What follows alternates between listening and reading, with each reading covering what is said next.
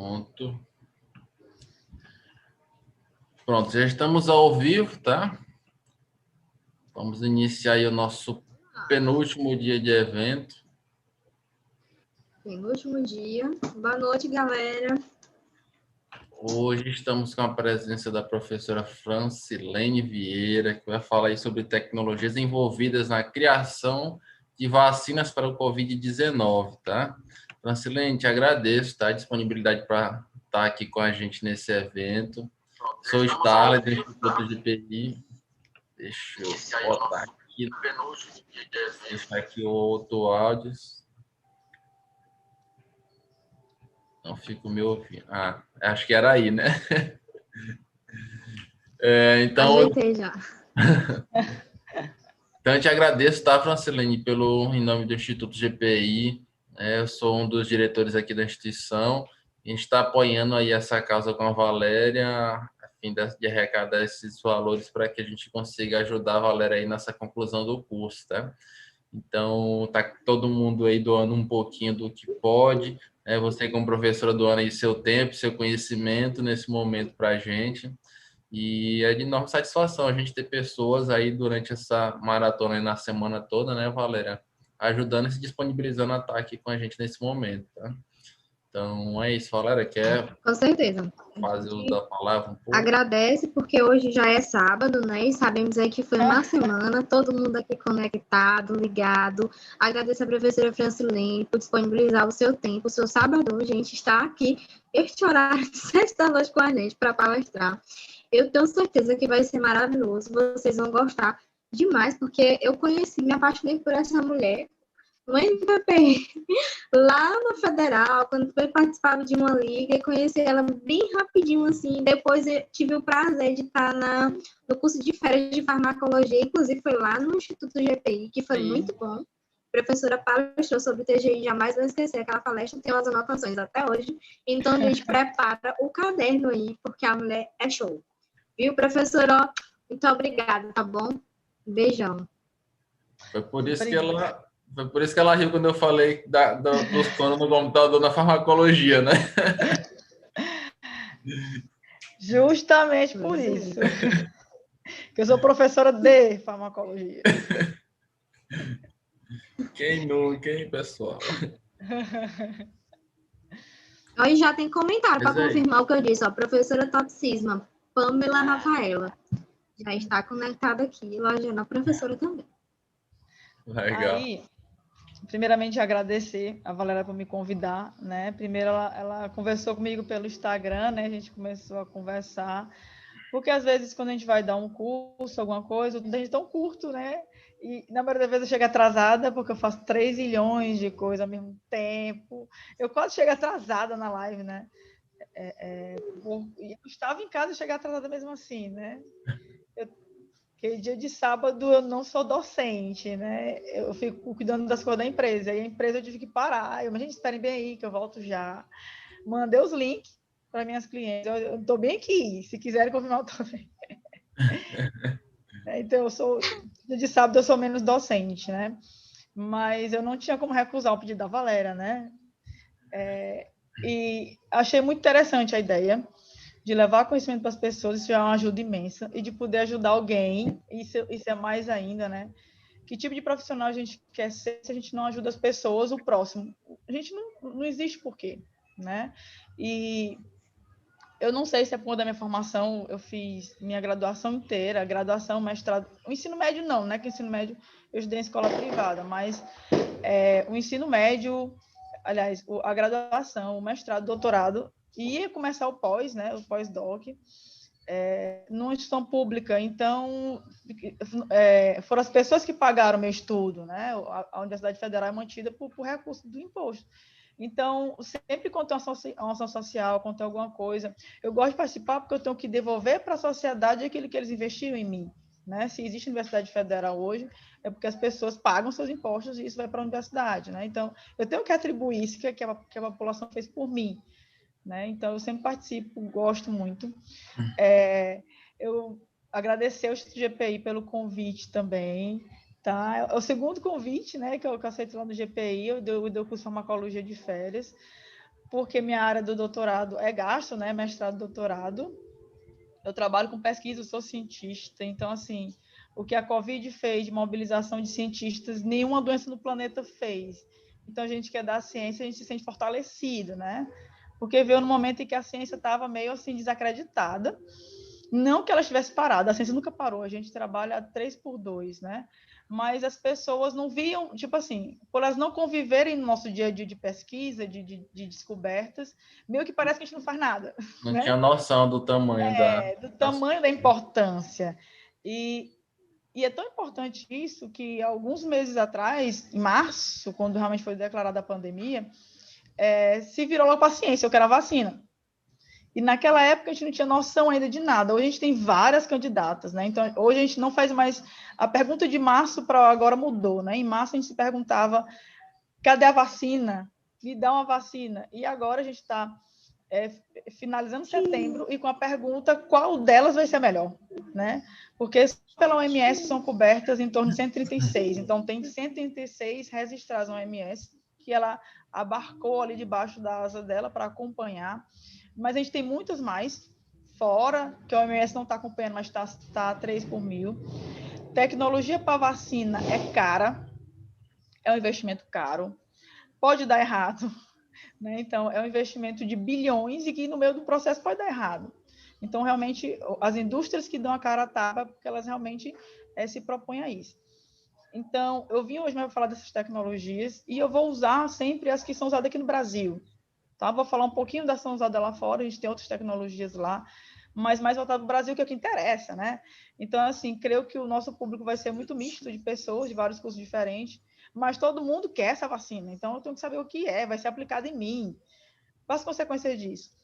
E foi bem numa semana que uma das principais vacinas, que eu acredito bastante nela, que é a da AstraZeneca, sofreu um golpe aí, né? Ela apresentou uma possível reação, ela teve que parar, mas graças a Deus tudo foi resolvido. Eu vou já falar um pouquinho sobre isso, né? Então, ela continua firme e forte, a gente aposta muito na da AstraZeneca, eu aposto muito na da Sinovac também, aposto muito na da Johnson Johnson, por mais que a da Johnson Johnson esteja lá na fase 1, mas os caras têm 10 bilhões de dólares para investir nisso.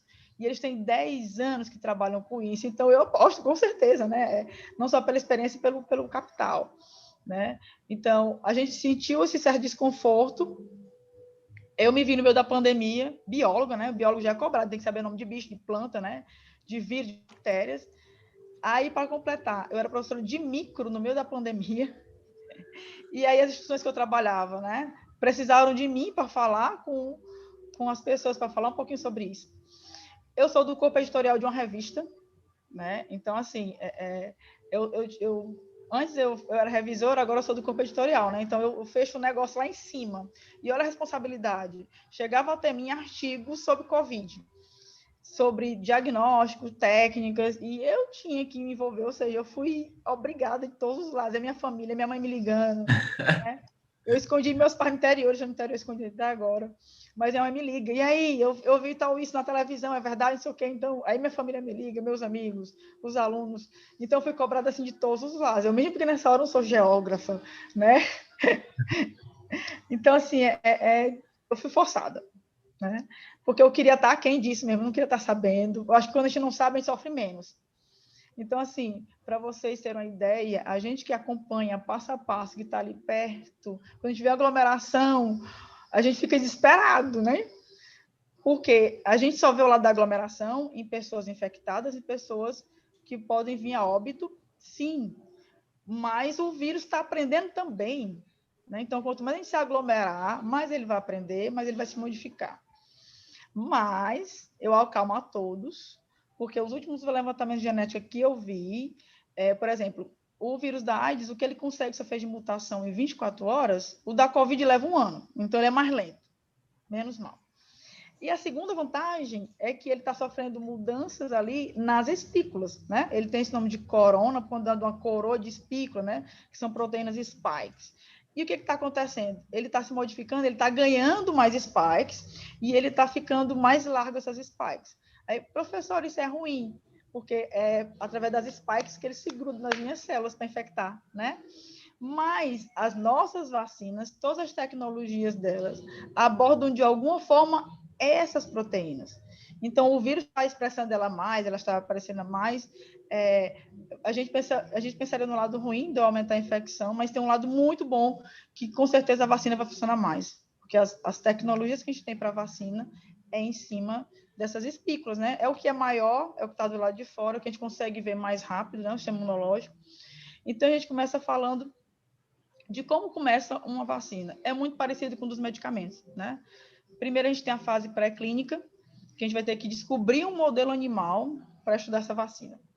Então, assim, isso leva em torno de 5 anos. Na Covid, a gente conseguiu isso em meses, né? Porque a gente aprendeu muito com a vacina do MERS, que não deu certo, mas que já me deu um bom andamento. Então, a gente saiu juntando essas informações que a vacina do MERS me deu, por mais que ela não tenha funcionado, mas isso deu um salto. Eu pulei 5 anos em 2 meses. Né? Então, essas vacinas são testadas em ratos, furões e macacos. Se realmente funcionar neles e apresentar uma estabilidade, aí vai para os ensaios clínicos. Que a gente tem a fase 1, que é a fase que a da Johnson & Johnson está, que é a fase em que eles vão testar a segurança primeiro. E isso é igual medicamento. Eu tenho que testar a segurança para saber se eu posso aplicar nas pessoas ou não. Imagine vocês que a vacina para a Covid vai ser aplicada no mundo inteiro. Né? Então, a gente tem que ter segurança. O risco disso gerar um problema é imenso. Né?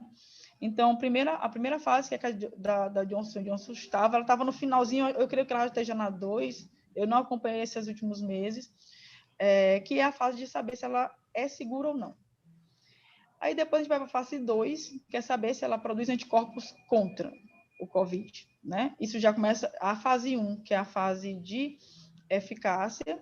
Aliás, a fase 1, que é a fase de segurança, se ela é segura ou não, já é com pessoas, né? Os ensaios pré-clínicos são com animais, mas os ensaios clínicos, que são divididos em 4 fases, a primeira, que é de segurança, é feita em pessoas. Então, a vacina da AstraZeneca e da Sinovac, testadas no Brasil, já passaram pelo teste de segurança nos seus respectivos países, são seguras. Aí a fase 2, eles emendaram, né? Todos os laboratórios que estão fazendo vacinas, eles emendaram a 2 com a 3, né? Que é o saber se gera anticorpos e saber se esse anticorpo é eficaz, né? Que a fase 2 é saber se ela vai produzir anticorpos contra aquilo. E a fase 3, saber se eles funcionam. Porque não é só produzir anticorpos, tem que funcionar. É a mesma coisa, por exemplo, o chá de erva doce, ele cura o câncer. A gente sabe que não cura. Mas, tipo assim, o chá de erva doce é seguro. Ele não vai me levar um dano muito grave. Então, assim, eu pego como exemplo a vacina da Rússia. A vacina da Rússia está nessa fase de segurança. Ela é segura. É igual um chá de erva doce. Mas o chá de erva doce, ele não vai produzir anticorpos contra a Covid. E assim como a gente não sabe se essa vacina da Rússia produz anticorpos contra. Ela passou para a fase de segurança. Ela é segura, igual o chá de erva doce também é. Então, é um risco você e passar essa segurança para as pessoas que estão sendo vacinadas e realmente, se mesmo que ela produza anticorpos, os anticorpos não funcionam. Tá? Então, é um risco muito grande, mas é porque a Rússia, eles são meio desesperados, né? Eles levam a concorrência nos peitos a 3x2, que eles querem ser o primeiro em tudo. Tá? Então, eles deram um tiro no pé. Então, assim, a gente não vai ter pessoas morrendo, tendo reações alérgicas intensas, porque elas já se mostraram seguras. Mas realmente proteger é que a gente não sabe. Então, as pessoas vão se vacinar, vão sair na rua jurando que estão seguras e podem não estar. É tanto que as nossas vacinas da AstraZeneca e da Sinovac que estão no país, elas estão na fase 3, e nem por isso elas já foram autorizadas, né? Então, assim, como é que eu vou autorizar uma que está na fase 1 para a fase 2 e se que a de fase 3 nem foi aprovada? A Anvisa, nesse momento, ela foi segura, né? Ela disse que realmente vai precisar de um tempo a mais, que eu vou falar mais na frente. Então, aí a fase 2 é a fase... Oi, pode falar. Interrompendo, tem uma aluna que perguntou se essa da Rússia que o Piauí está participando do consórcio. Eu não estou sabendo. Eu sei quem fez o consórcio com essa da Rússia foi o pessoal do Pará ou foi Paraná. Eu sempre troco os P, né? Por isso que eu disse, eu não vou ser geóloga, porque eu não consigo. Então, Pará e Paraná, para mim, é quase, né? Então, assim, eu não sei, mas foi um desses P aí que fizeram esse consórcio, mas a Anvisa... Acho que é o Paraná. Foi o Paraná. Mas tem uma indústria farmacêutica lá que está tá junto com eles. Pois é, mas a Anvisa disse que a Anvisa tem que autorizar. E a Anvisa disse que não vai, né? Enquanto ela não passar pelo menos por 70% dos testes. E ela não passou nem 25%, nem 30%. Então, por mais que eles estejam testando lá, é muito parecido com o que está acontecendo em São Paulo, né? Aqui no Brasil está sendo testada a AstraZeneca e a Sinovac, né? A nossa preocupação é ela ser aprovada nesse meio que a gente ainda não sabe se ela realmente produz anticorpos e se ela produz, se ele funciona, né? Porque a fase 1 é a de segurança, que é feita em pessoas, dezenas de pessoas. Aí eu vou testar se ela realmente produz anticorpos, que é a fase 2, eu já vou para centenas de pessoas. E aí na fase 3 eu vou testar a eficácia. Se ela produz anticorpo e se esse anticorpo funciona. Porque ela pode produzir anticorpo e não funcionar. Exemplo, uma vacina que parou na fase 3 e a maioria das vacinas da fase 3 é a vacina da AIDS. A vacina da AIDS sempre para na fase 3. Ela não consegue passar dali. Então, assim, o fato das vacinas testadas no Brasil estarem juntou a fase 2 e a fase 3, ou seja, de produzir anticorpo e dele funcionar, elas juntaram para ganhar tempo, e isso é importante. Nunca a ciência mobilizou em tão pouco tempo. A gente vai ter uma vacina recorde em questão de 1 ano, no máximo. O recorde que a gente tem é da Ebola, que levou 5. Nós soltamos, né, anos. Mas, professora, pode dar errado? Infelizmente pode. Né? A gente tem prova disso. Mas elas têm mostrado uma resposta boa. Tanto que, em caso de pandemia, para que ela passe para a fase 4, que é a fase de uso, tem que ser com 100% dos testes concluídos. Isso leva 5, 10 anos para terminar.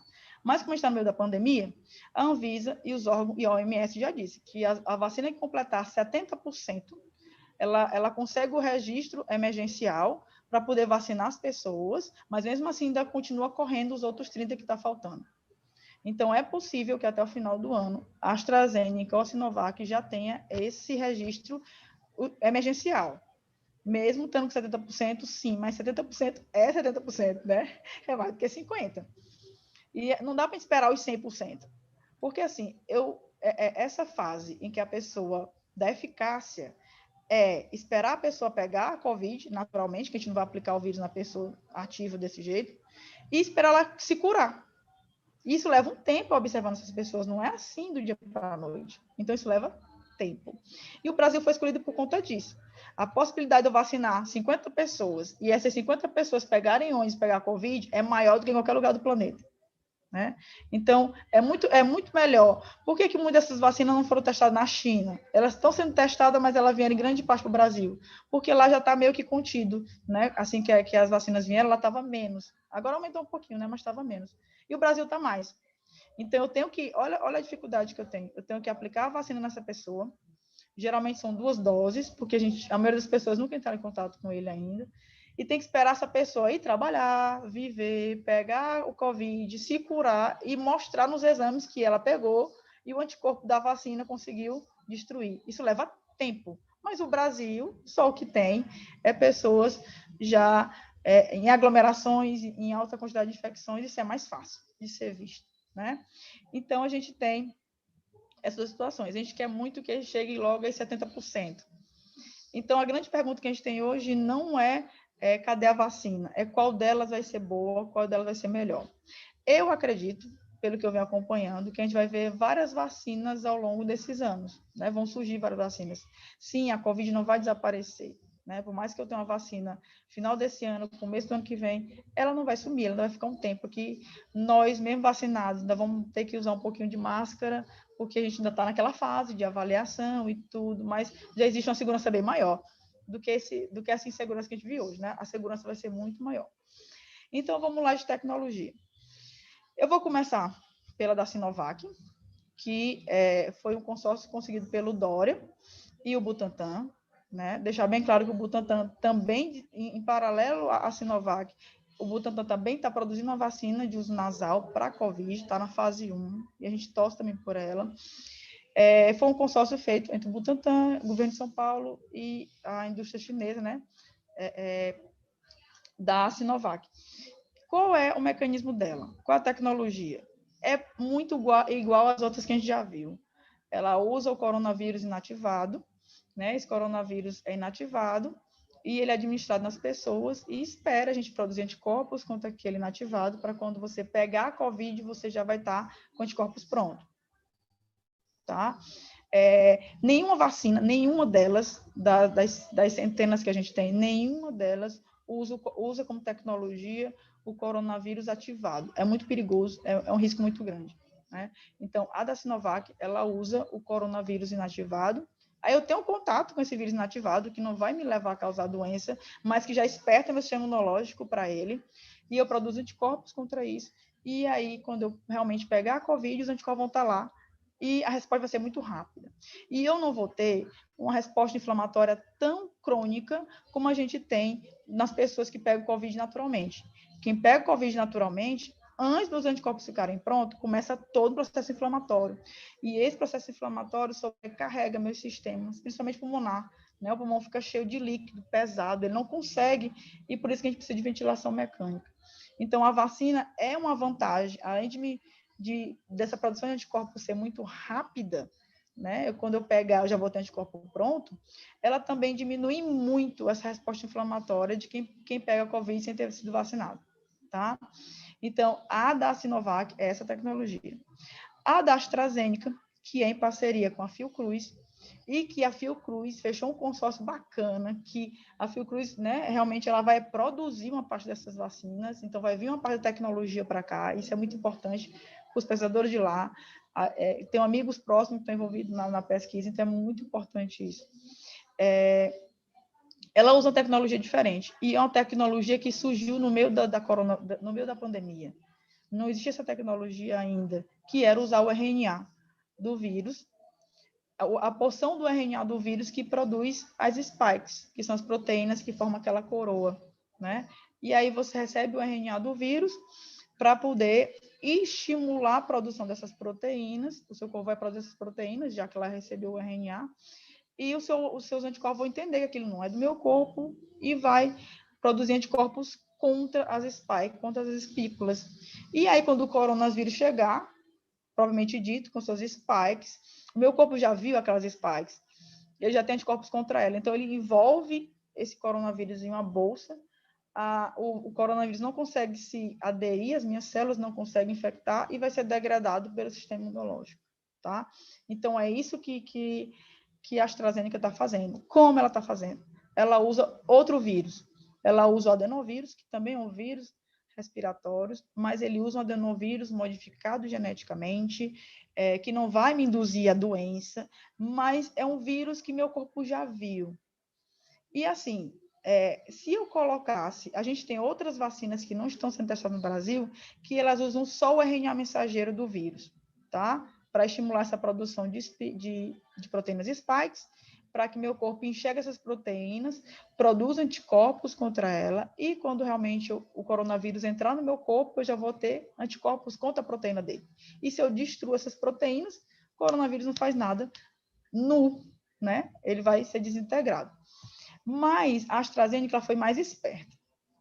Por quê? Eu colocando o RNA sozinho, daqui que meu corpo interprete isso, gere resposta, demora muito mais. E talvez a intensidade não seja tão grande. Tipo, meu sistema imunológico vai ver, é só uma proteína ali. Ele vai produzir anticorpos, mas ele não vai fazer isso maciçamente. Aí o que foi que a AstraZeneca pensou? Se eu colocar esse RNA, esse pedacinho do coronavírus dentro de um vírus que meu corpo já viu, como se eu acendesse, como se eu colocasse marcação nesse pedaço do vírus, então meu sistema imunológico vai ver melhor, mais rápido, porque ele já teve contato com esse adenovírus. Então, na hora que o adenovírus entra no meu sistema, meu sistema imunológico já pensa logo, eita, eu conheço esse cara, ele não é daqui. Né? Só que esse cara está carregando um pedacinho do coronavírus. E aí ele vai ser investigado pelo sistema imunológico, o sistema imunológico vai realmente entender que o adenovírus não é tão ruim assim, porque eu já tenho anticorpos contra ele, mas aquele pedacinho é diferente, esse pedacinho nunca andou aqui.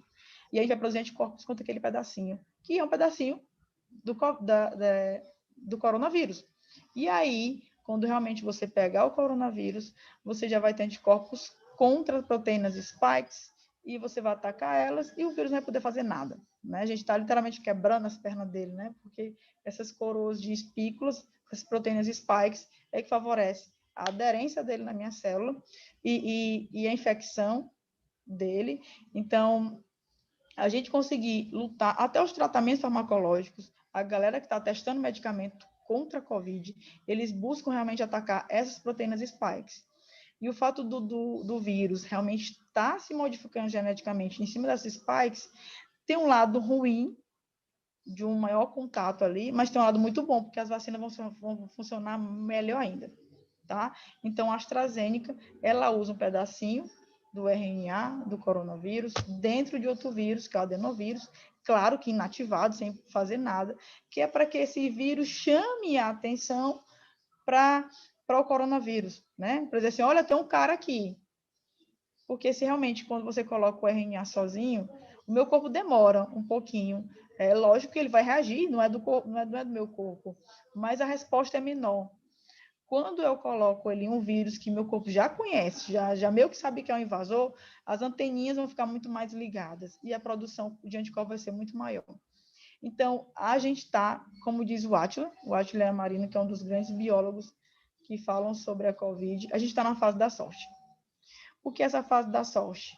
É saber qual tecnologia funcionar. É a tecnologia da AstraZeneca? A AstraZeneca já está construindo a indústria para isso. Por quê? Beleza, a gente descobriu uma vacina, que aquela tecnologia funciona, mas eu tenho que ter a fábrica para a vacina. Se a vacina funcionar, os últimos cálculos que eu vi, a gente vai precisar de 5 a 7 bilhões de doses. Isso se for uma. Se for duas, é o dobro disso. Isso não é construído num laboratório da Fiocruz, por exemplo. Eu preciso de uma indústria para ajudar também esses grandes centros. Então, é isso que eu estou falando para vocês. A dificuldade dessas tecnologias é descobrir a que funciona. E imagine vocês que essa fase, que é a fase 3, 2 e 3, que eu estou testando muita gente, as indústrias já gastam bilhões em dólares, né? Para poder produzir e trazer para o Brasil, demora, tem todo um custo ali. Mas se realmente funcionar, tem que ter indústria. E indústria não nasce, né? Não é um pé de feijão que você coloca a semente, não, ela vai ser construída, ela demora um pouquinho a ser construída. Então, a gente está na fase da sorte. Se essas duas funcionarem, a gente tem consórcio para elas, isso é muito bom, porque é uma parte, mesmo a indústria não estando aqui, sendo fora, como existe um consórcio, a gente, o Brasil, ele sempre teve essa potência de fazer consórcio, porque justamente a gente podia pegar o nosso lado negativo e transformar em lado positivo. Como a gente tem uma taxa de infecção muito alta, a gente tem como estabelecer esse consórcio. Olha, a infecção aqui não está legal, está muito alta, é um lugar propício para essas vacinas. E a gente fechou esses dois consórcios. Se uma delas funcionar, a gente tem direito a receber doses dessas duas indústrias, tá? Isso é muito bom. Mas, se na pior das hipóteses, a gente não está contando com isso, né? A gente tem essas duas vacinas em potenciais. Se na pior das hipóteses for uma indústria de outro país, a gente tem que torcer para o Brasil ser próximo desse país, infelizmente, né? Então, a gente está na fase da sorte. É a tecnologia que funcionar, ser da indústria próxima do Brasil, porque eu tenho que estabelecer esse consórcio, tá? Por exemplo, os Estados Unidos, ele já fechou parceria com a Alemanha, de uma vacina bem promissora que eles têm lá. Se eu não me engano, eles também estão usando a RNA do vírus. Ele comprou, literalmente, tipo assim, se a vacina der certo, os Estados Unidos tem que ser o primeiro e único a ser vacinado. Aí depois vem o resto do mundo, né? Então, a gente tem que realmente torcer. Eu acredito muito nas vacinas brasileiras e acredito nesse surgimento. A tendência é, cada ano que passar, surgir uma vacina cada vez melhor, né? De resposta muito mais rápida, porque a galera está empenhada nisso. A ciência não parou. A ciência está trabalhando muito em cima disso. Nunca se mobilizou tantos cientistas. Como eu falei, a gente vai ter uma vacina num tempo recorde de um ano e meio no máximo, na pior das hipóteses.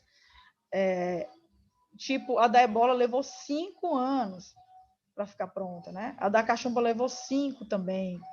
A da AIDS ainda não existe, porque ela sempre para na fase 3, porque é muito complicado você pegar um pedaço do vírus, produzir anticorpo, induzir esse pedaço desse vírus, colocar nas pessoas, inativado, lógico, as pessoas vão produzir anticorpos contra aquele pedaço, e aí quando aquele vírus realmente aparecer, eu vou ter anticorpos pronto contra ele. Mas se esse vírus mudar, aquele pedacinho não existe mais ali, vai ter que começar tudo do zero de novo. Então, a AIDS esbarra muito nisso, por conta que é um vírus que sofre uma alta quantidade de mutação, tá? E também por conta da segurança que elas não estão conseguindo passar ainda para frente. Então, elas estão, se vocês forem dar uma avaliada, 90% da vacina contra a AIDS, que tem sim, tem a galera faz, tem, elas estão na fase 3, e a maioria delas desistiram, chegou na 3 e parou. Mas são investimento de bilhões de dólares que foram perdidos, né? Mas se a gente não tentar, a gente não vai conseguir. Então, eu sempre falo disso, que o Bill Gates, ele disponibilizou a construir as 7 indústrias para as primeiras 7 vacinas que apresentaram aqueles 70% que eu falei para vocês, né? Então, a gente já tem um cara para financiar o negócio. Então, isso já é muito bom, muito importante, tá? Professora, por que a da AstraZeneca parou e agora voltou de novo? Esses ensaios com essas vacinas, por mais que a gente tenha essa aprovação emergencial com 70%, e as pessoas todo mundo sendo vacinada, mesmo assim essas vacinas são acompanhadas. É a mesma coisa que os meninos de farmácia já sabem que acontece com o medicamento. O fato do medicamento estar na prateleira não quer dizer que ele não tenha sido avaliado, ele está sendo avaliado, é tanto que ele vai e volta e sai, né? Porque ela tem que ser acompanhada, ela vai ser acompanhada. É uma necessidade, né, urgente para isso. O que aconteceu na AstraZeneca? E eu vou falar primeiro da gripe. A vacina da gripe, que todo mundo toma todo ano, né? Começa pelos idosos, pessoal da saúde, professor. Ela apresenta efeito colateral grave, né? Ela danifica a parte do sistema nervoso central, né? Muito parecido com a síndrome de Guillain-Barré. Que a doença, a gripe produz isso também, mas é muito baixo. E a vacina, em algumas pessoas surgiu, mas foi uma quantidade muito baixa. Então, é seguro. Né? Então, eu vou ter 0,001% de pessoa que apresenta nisso. Só para dizer a vocês que o fato da AstraZeneca ter apresentado um possível efeito colateral, que não é, eu vou já explicar por quê, isso não vai invalidar dela aí, porque vai depender do quanto que esse efeito colateral é grande. Então, a vacina da gripe, assim como a doença, só que a vacina da gripe, numa quantidade bem menor, ela altera ali um pouquinho o sistema nervoso central, né? Ela pode danificar. Mas como ela produz uma quantidade muito pequena em relação à própria doença, ela é considerada segura e todo mundo toma. Então, uma das moças, que se eu não me engano, ela tem 37, 38 anos, porque assim, a gente vai ler um artigo, cada um fala uma idade diferente, né? Em torno de 37 anos, ela começou a apresentar uma inflamação crônica na medula espinhal, né? E impossibilitou ela de andar, né? Ela tá sendo avaliada e tudo. Cansaço, não consegue andar, lógico, essa inflamação está atingindo minha medula espinhal, né? Que coordena e monitora os meus movimentos. E a AstraZeneca parou, porque ela começou a apresentar esses efeitos, essa dificuldade de andar, se diagnosticou essa inflamação assim que ela tomou a segunda dose, né? Ela tinha tomado a primeira dose, está na segunda dose. E aí foi investigar realmente e viram que não era associada à vacina, era realmente uma doença. Porque uma coisa importante que as vacinas fazem em algumas pessoas é desmascarar algumas doenças, né? Tipo assim, você tem uma doença ali que está progredindo e você nem sabe, porque os sintomas são muito supérfluos, é uma dor de cabeça, uma febre aqui e ali. Aí você se vacina por algum motivo e essa vacina estimula uma resposta maior. Aí você vai no médico e acaba diagnosticando uma doença que estava escondida. Então, a vacina tem esse lado de desmascarar doenças, tá? Então, foi descoberto que essa doença ela já estava em curso e que a vacina só realmente mostrou ainda mais. Então, isso não é efeito colateral da vacina, a AstraZeneca já voltou de novo e está tudo ok. Para vocês verem o quanto que esses testes são seguros e o quanto a gente precisa acompanhar disso. Porque quando a vacina vai para a grande população, você realmente pode ver, realmente os sintomas vão aparecer muito mais. Porque a gente está testando 3 mil, 5 mil, 10 mil pessoas para ser em caráter emergencial, para chegar naqueles 70%. Mas quando vai para o todo, realmente a gente vai ver os efeitos colaterais surgindo. Mas a vantagem é que a gente tem outras vacinas em curso. Então, se na pior das hipóteses, uma delas não funcionar, eu já tenho outra no gatilho. tá? E com certeza as indústrias já estão correndo a 3x2, porque existe uma concorrência ali. Quem conseguir primeiro, nossa, vai ter que vender vacina para o planeta inteiro, né? Só que assim, realmente os países que são mais próximos desse país que descobriu, eles vão ser vacinados primeiro, e quem não é próximo vai ser vacinado por último, mas que todo mundo vai ser vacinado, vai demorar um pouquinho mais. Então, assim, ela apresentou esse efeito, essa paciente apresentou esse efeito colateral, que se iniciou parecendo efeito colateral, mas não era uma doença que já estava em curso, e isso foi descoberto durante o período de vacinação. E a AstraZeneca voltou com tudo de novo, graças a Deus, está correndo tudo bem.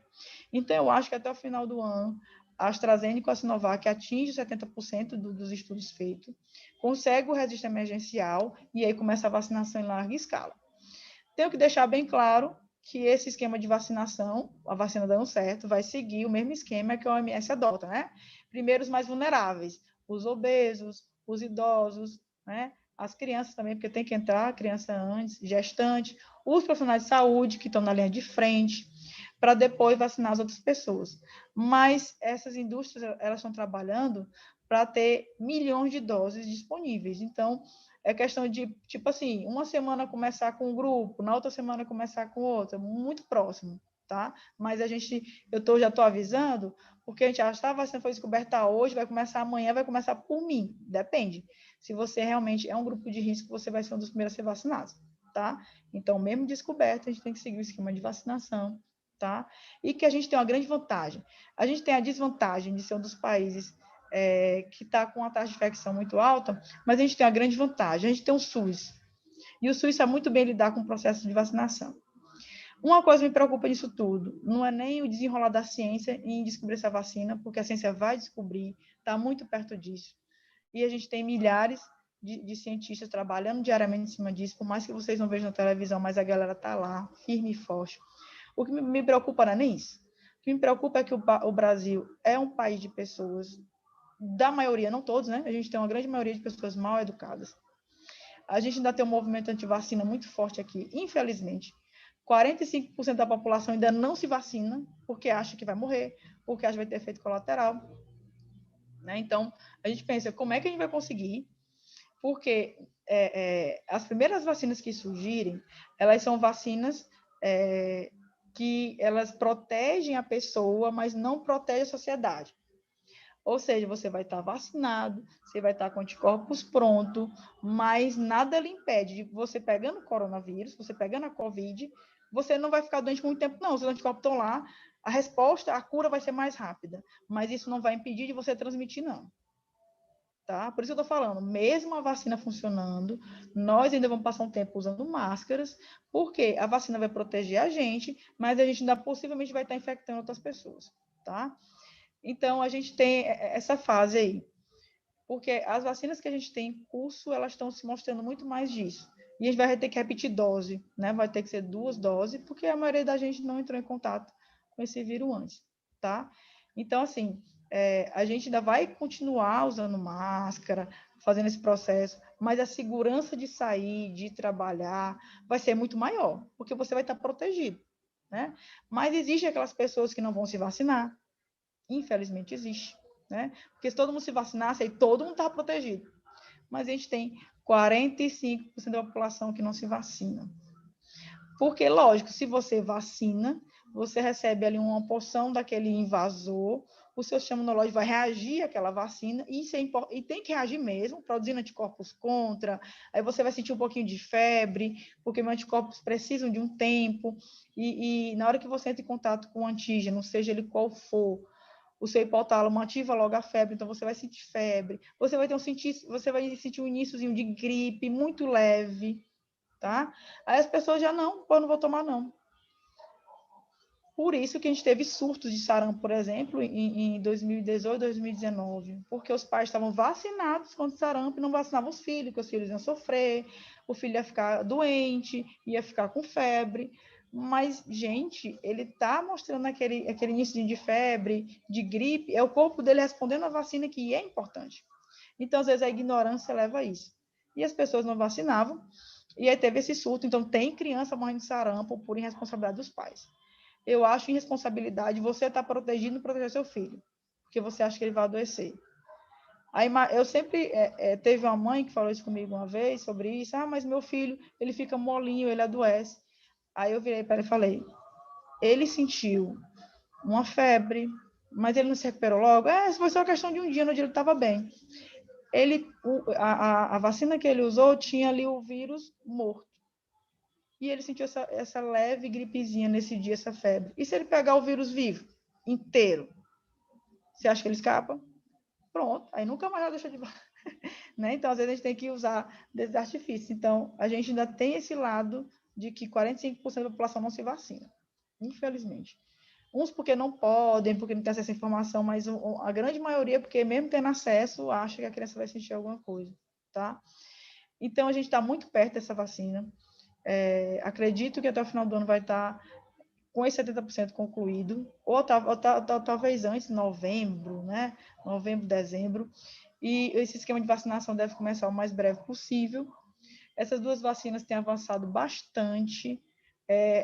A gente ficou com o coração na mão quando a AstraZeneca parou, porque teve esse possível efeito colateral, mas ela voltou de novo. Não é realmente efeito colateral, era uma doença pré-existente que estava em curso. E no mais, era isso que eu queria falar para vocês. Eu abrangi essa tecnologia de maneira simples, porque eu acho que deve ser um público diversificado que está assistindo.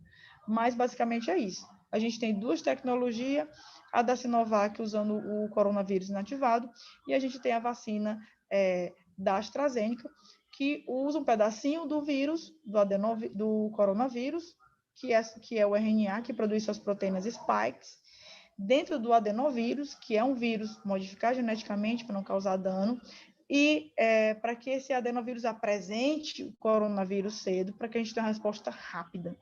Então, a gente tem duas tecnologias em curso, eu acredito muito nas duas, e acredito que vai aparecer mais vacinas boas daí para frente. Tá? Valéria, tem alguma pergunta para responder? Me diga aí. Francilene, estou aqui acompanhando a Valéria. Sumiu. A Valéria teve que cuidar de duas pecinhas que ela tem lá. De boa. Eu estava preocupada do tempo não dar, porque é muita coisa para falar. Não, mas você conseguiu fazer um arremate aí geral bem legal para já atualizar todo mundo aí a respeito de como a gente está, né?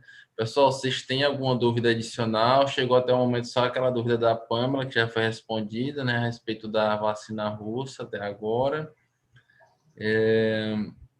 Acho que no mais é isso, tá, Francilene? Te agradeço aí ter parado um pouquinho novamente para a gente vir fazer essa atualizaçãozinha para a gente. Eu imagino que deve ter sido bombardeada mesmo. Agora, ouvindo um pouquinho aí do teu histórico profissional, eu sou biomédico também, de formação, né? E a minha professora lá da época da universidade, a professora Ana Carolina, lá em Parnaíba, também é o mesmo quadro que você, bióloga, também professora de microbiologia, de virologia.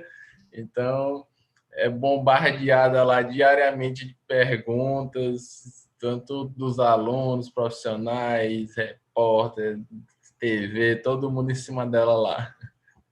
Deu uma travada aqui.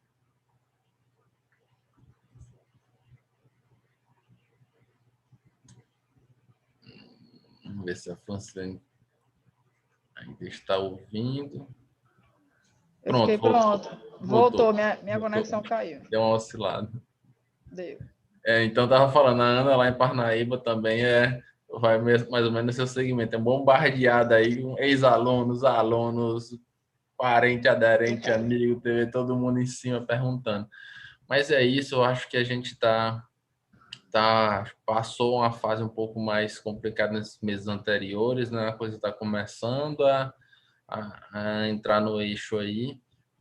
E como você falou, a gente que tem um conhecimento adicional fica meio agoniado quando vê aquele tanto de gente junto nos lugares, né? Sem máscara, né? Sem máscara. Ontem mesmo, quando eu saí para ir comprar algo para jantar, eu passei na frente de um restaurante, um monte de gente, todo mundo sem máscara, todo mundo assim, como nada está acontecendo.